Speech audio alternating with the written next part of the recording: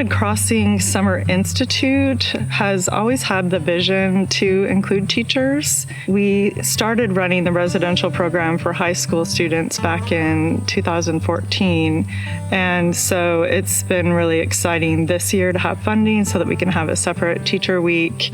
This program is designed to provide K through 12 teachers with some background and materials for them to take back to their classroom. It's aimed at providing them kind of real world project-based experiences. A coworker of mine forwarded me a newsletter saying she thought this would be a good opportunity for students. And I looked at it and I said, oh, teachers can go too. The thought of having summer camp for teachers was just too irresistible of an opportunity to pass up. We offer a stipend for any of the teachers who attend for the week, and that's to pay them for their time in being here because they're all off contract. Since there's a stipend involved, it didn't cost me anything. I'm teaching this year a component of a course which has sort of had an evolution from creative writing to then really sort of focusing in on creative nonfiction and naturalist writing. And then the last 2 years, that has taken on a component of visual storytelling. Looking at the canyon and learning about that history really, as a history teacher, brings the story and the history to life. If I had looked this up in a book, I don't think it would have been as powerful in terms of then inspiring me to create this unit for my students on pictographs and petroglyphs. I worked with the macroinvertebrates. We have a creek right by our school, and I do go out and collect with my students frequently, and I wanted to be able to do it in a more accurate way.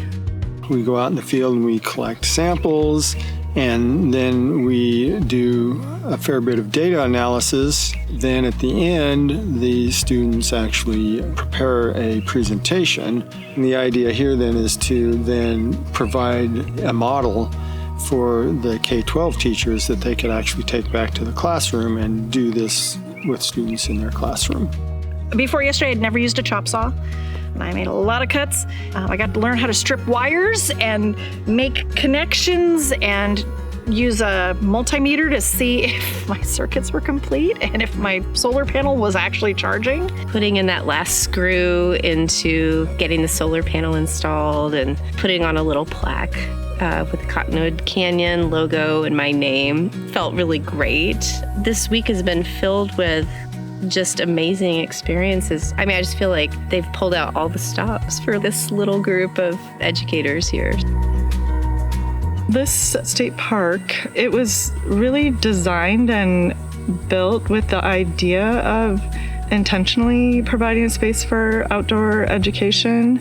So we've been really fortunate to be part of that and to be able to grow with the facilities as they grow. The facilities are great. It's quiet. There's lots of green. Just to see the difference from when the park took it over to now, it's really progressing forward and becoming a very comfortable space to be. It's awesome to have showers. The outdoor kitchen is super fun. The food's good here.